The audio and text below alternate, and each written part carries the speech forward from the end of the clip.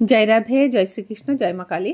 নমস্কার বন্ধুরা, অ্যাস্ট্রোকথা চ্যানেলের পক্ষ থেকে আমি অ্যাস্ট্রোলজার বেদাংশী শাস্ত্রী বীণা সকলকেই জানাচ্ছি মহাশিবরাত্রির প্রীতি ও শুভেচ্ছা। আশা করি সকলেই ভালো আছেন, ভালো থাকারই কথা, কারণ মহাশিবরাত্রির বিশেষ মুহূর্ত আগত।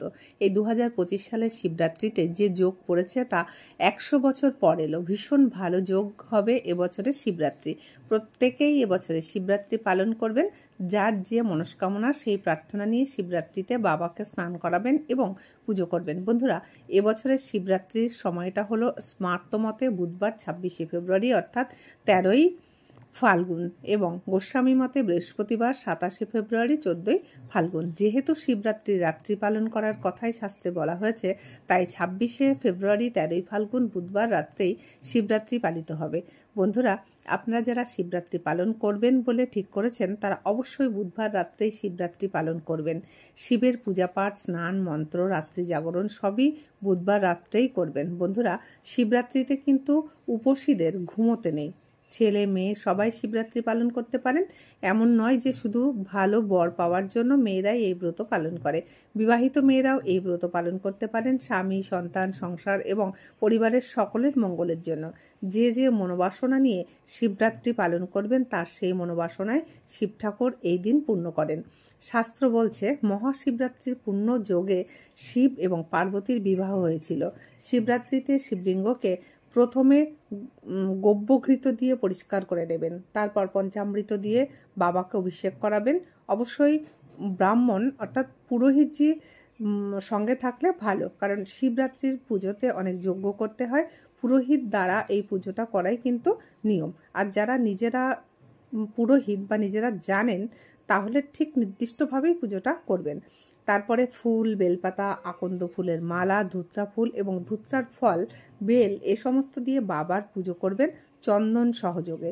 বাবার মাথায় দুধ অবশ্যই গঙ্গার জল মিশিয়ে ঢালবেন। যারা ব্রাহ্মণ দিয়ে পুজো করাবেন তারা তো সব ঠিক করে নেবেনই, বা ব্রাহ্মণ ঠিক করেই করবেন। যারা নিজেরা পুজো করবেন তারা একটু খেয়াল করে বই দেখে পুজোটা করবেন, উল্টোপাল্টা করবেন না। তাহলে আপনাদের যে চাওয়া পাওয়া সেগুলো কিন্তু সঠিকভাবে পূর্ণ হবে না, উল্টোপাল্টা হয়ে যাবে। তখন আবার অনেকের মনে হতে পারে, এত ভালো করে শিব পুজো করলাম তবুও কেন আমি ফল পেলাম না। তো সেদিকটা খেয়াল রাখবেন। বেলপাতা আর একটা বাতাসা দিয়ে কিন্তু বাবাকে বাবাকে একটু ভুলবেন না। সমস্ত রকমারি জিনিসপত্র পুজোর যা যা লাগে সেগুলো তো অবশ্যই দেবেন, সাথে একটা বাতাসা, সাদা বাতাসা।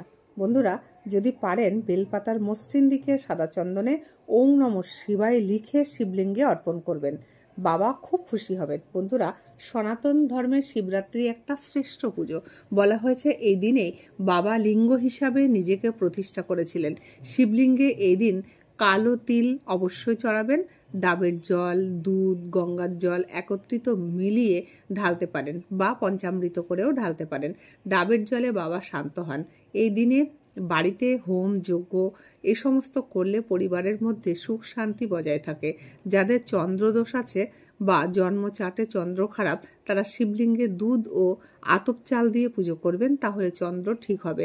যাদের জন্মপত্রিকায় কালসর্পদোষ আছে তারা অবশ্যই শিবরাত্রিতে একটা দুটো রূপোর সাপ বানিয়ে যে কোনো শিব মন্দিরে দান করুন এবং শিবকে পুজো করুন, তাহলে কালসর্পদোষের প্রভাব কেটে যাবে। যারা সব সময় অসুস্থ থাকেন তারা এই দিন রাত্রে সারা রাত শিবের সামনে বসে মহামৃত্যুঞ্জয় মন্ত্র জপ করুন। আগে সংকল্প করে নেবেন, তাহলে আপনি দীর্ঘায়ু এবং সুস্বাস্থ্যের অধিকারী হবেন। স্বামীর জন্য এবং সন্তানের জন্য মেয়েরাও এই ব্রত করতে পারেন। বন্ধুরা, মহাশিবরাত্রির পালন করলে মৃত্যুর পর স্বর্গে শিবলোকে আশ্রয় মেলে, জীবনের পাপ কর্ম থেকে মুক্তি মেলে, অর্থ মোক্ষ লাভ হয়।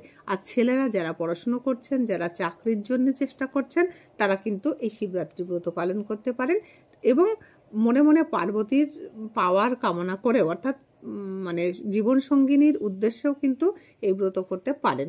আপনাদের পছন্দ মতো অর্থ, চাকরি, বিজনেস যার যা প্রয়োজন সেই মনস্কামনা করে কিন্তু অবশ্যই শিবরাত্রি পালন করবেন। কোনো কিছু মনস্কামনা না থাকলেও শিবরাত্রি পালন করতে পারেন প্রত্যেকেই। তাহলে বন্ধুরা, আপনারা অতি অবশ্যই মহাশিবরাত্রি পালন করুন এবং ভালো থাকুন, প্রিয়জনকে ভালো রাখুন। এবার আজকের মতো আমাকে বিদায় নিতে হবে। তার আগে বলবো বন্ধুরা, আমার কথা যদি ভালো লাগে তাহলে অবশ্যই অ্যাস্ট্রোকথা ইউটিউব চ্যানেল এবং অ্যাস্ট্রোকথা ফেসবুক পেজ ফলো করুন। আর লাইক, শেয়ার এবং কমেন্ট করতে একদমই ভুলবেন না। চ্যানেলে নতুন হলে সাবস্ক্রাইব করে সঙ্গী হয়ে যাবেন। আর যারা আমাকে দেখাতে চান তারা ফোনে যোগাযোগ করে নেবেন। আমার ইউটিউব চ্যানেলে ফোন নাম্বার প্রত্যেক ভিডিওর উপরেই দেওয়া আছে। সবাই ভালো থাকুন, সুস্থ থাকুন। নেক্সট পর্বে আবার দেখা হবে। ততক্ষণের জন্য অল দ্য বেস্ট।